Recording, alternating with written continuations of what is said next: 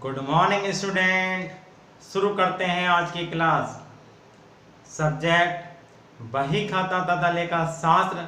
और बही खाता तथा लेखा शास्त्र में जैसा आप जानते हैं कंपनियों के अंतिम खाते चैप्टर चल रहा था। इस चैप्टर में आपने बैलेंस शीट के फॉर्मेट को समझा था।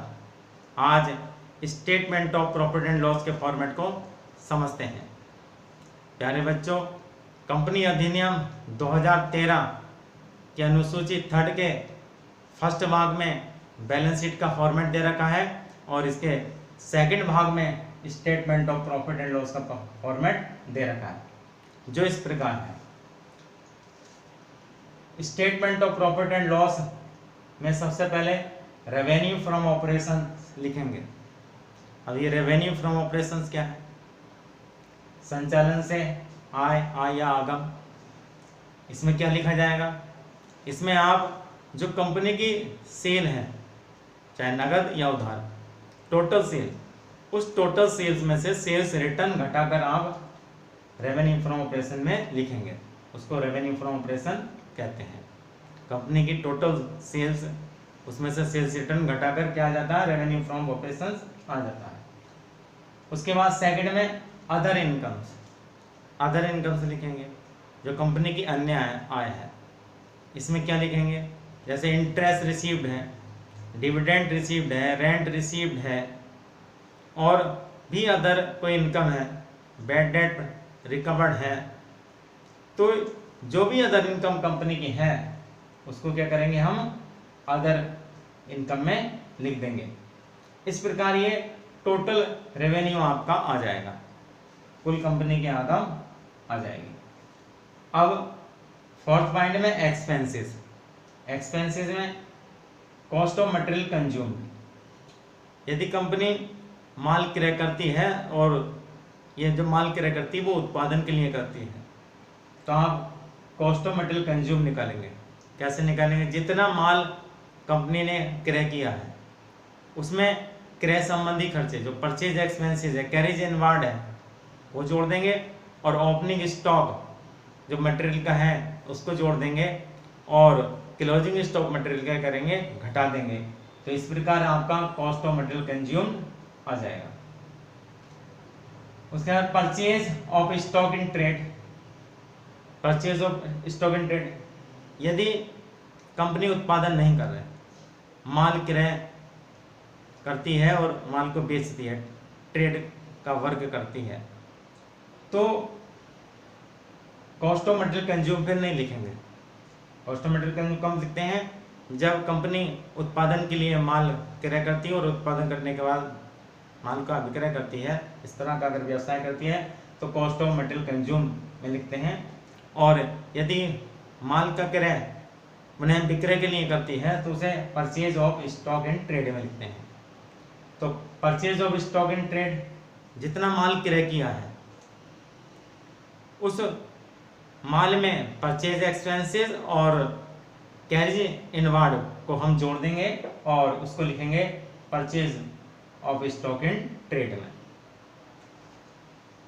Change in inventory of finish goods, work in progress and stock in trade. तैयार माल का और चालू कार्य का और स्टॉक इन ट्रेड का जो चेंज है इन्वेंट्री में वो लिखेंगे। कैसे लिखेंगे? जो ओपनिंग स्टॉक और क्लोजिंग स्टॉक का अंतर है वो लिखा जाएगा इसमें, चाहे ये राशि माइनस में आती है या प्लस में आती है, धनात्मक है या ऋणात्मक है। अगर ओपनिंग स्टॉक अधिक है क्लोजिंग स्टॉक से तो ये राशि आपकी क्या होगी? पॉजिटिव होगी, धनात्मक होगी। और अगर ओपनिंग स्टॉक कम है, क्लोजिंग स्टॉक अधिक है, तो ये राशि निगेटिव होगी, ऋणात्मक होगी। तो इसमें आप क्या लिखेंगे? Change in inventory of finish goods, work in progress and stock में जो डिफरेंस है, जो अंतर है ओपनिंग स्टॉक का और क्लोजिंग स्टॉक का। उसके बाद एम्प्लॉयज बेनिफिट एक्सपेंसेस, जो कर्मचारियों के एक्सपेंसेस हैं, जैसे वेजेस है, सैलरी है और प्रोविडेंट फंड है, एम्प्लॉयज वेलफेयर एक्सपेंसेस हैं, जो भी एम्प्लॉयज के एक्सपेंसेस हैं, एम्प्लॉयज के बेनिफिट के लिए खर्चे किए जाते हैं, उनको सबका टोटल एम्प्लॉयज बेनिफिट एक्सपेंसेस में लिखा जाएगा। फाइनेंस कॉस्ट में क्या लिखेंगे? ये इंटरेस्ट लिखा जाएगा। इसमें जो इंटरेस्ट का कंपनी ने भुगतान किया, जैसे इंटरेस्ट ऑन डिवेंचर है, इंटरेस्ट ऑन बैंक लोन है, इंटरेस्ट ऑन बैंक ओवरड्राफ्ट है, इंटरेस्ट ऑन अदर बोरोइंग है, तो जो भी इंटरेस्ट है और आउटस्टैंडिंग इंटरेस्ट है, ये इंटरेस्ट फाइनेंस कॉस्ट में लिखा जाएगा। उसके बाद depreciation and amortisation expenses. Depreciation क्या होता है? जो टेंजेबल असेट्स हैं, जो टेंजेबल फिक्स असेट्स हैं, जो मूर्त संपत्तियां हैं, जैसे land, building, plant machinery, furniture, motor, ये इन पे क्या होता है, इनके प्रयोग के कारण इनके मूल्य में कमी आ जाती है, तो उस कमी को क्या कहते हैं? हम डेप्रिसिएशन कहते हैं। इसमें जो मूर्त संपत्तियां हैं उनका ह्रास लिखा जाता है। और एंड अमोर्टाइजेशन क्या है? जो इंटेंजिबल असेट्स हैं उनको अपलिखित करना अमोर्टाइजेशन एक्सपेंसेस कहलाता है। तो ये डेप्रिसिएशन जो टेंजिबल असेट्स का और जो इंटेंजिबल असेट्स का जो अपलिखित की हैं उनकी राशि को इसमें लिखा जाएगा। उसके बाद अदर एक्सपेंसेस। अब जितने भी बाकी एक्सपेंसेस बचे, बाकी खर्चे, चाहे वो ऑफिस के खर्चे हों, चाहे सेलिंग एंड डिस्ट्रीब्यूशन एक्सपेंसेस हों, बैड डेप्ट हों, प्रोविजन फॉर बैड डेप्ट हों, कमीशन हों, जितने भी टोटल एक्सपेंसेस हैं वो सब अदर एक्सपेंसेस में लिखे जाएंगे। अब क्या करेंगे आप? इनका टोटल कर लेंगे सारे एक्सपेंसेस का, जो टोटल एक्सपेंसेस, तो ये टोटल एक्सपेंसेस आपका आ जाएगा, सभी एक्सपेंसेस का टोटल। अब टोटल एक्सपेंसेस आने के बाद आप क्या करेंगे? टोटल रेवेन्यू में से टोटल एक्सपेंसेस घटाएंगे, और ये फिफ्थ पॉइंट आ जाएगा, profit before exceptional and extraordinary items and tax. Exceptional item और एक्स्ट्राऑर्डिनरी आइटम और टैक्स से पहले का लाभ ये आपका आ गया। अब आप एक्सेप्शनल आइटम लिखेंगे। एक्सेप्शनल आइटम क्या होते हैं?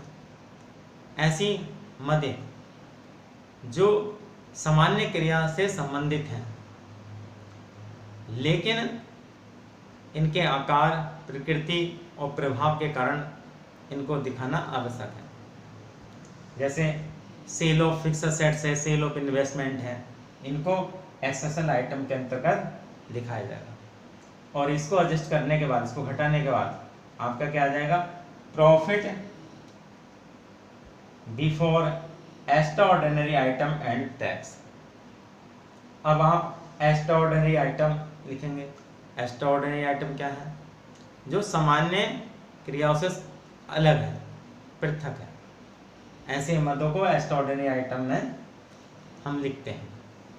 जैसे प्राकृतिक आपदा के कारण हानि, बाढ़ के कारण हानि, भूकंप के कारण हानि, उसको इसमें लिखा जाएगा और इसको लिख देंगे और घटा देंगे, तो इस प्रकार आपका आ जाएगा प्रॉफिट बिफोर टैक्स। और प्रॉफिट बिफोर टैक्स के बाद आप क्या करेंगे? टैक्स घटाएंगे। इसमें जो करंट ईयर का टैक्स है और डिफर्ड टैक्स है, उनको इसमें क्या करेंगे? हम एडजस्ट कर देंगे, घटा देंगे, तो ये आ जाएगा आपका profit for the period from continuing business. जो नियमित रूप से व्यवसाय है उससे ये आपका लाभ आ जाएगा वित्तीय वर्ष का। इसके बाद जो डिसकंटिन्यूइंग बिजनेस है, जो बंद हो गया है व्यवसाय, उसका प्रॉफिट लिखेंगे और उसका टैक्स उसमें से घटा देंगे, तो ये net profit from discontinuing operation से आ जाएगा और उसको हम उसमें जोड़ देंगे जो कंटिन्यूइंग बिजनेस से प्रॉफिट है।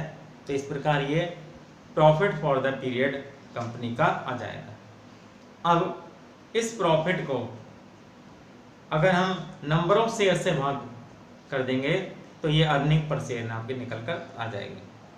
तो प्यारे बच्चों, इस प्रकार ये statement of profit and loss का जो फॉर्मेट था वो कंप्लीट हो उम्मीद करते हैं सबको अच्छी तरह से समझ में आ गया होगा कि statement of profit and loss किस प्रकार बनाया जाता है।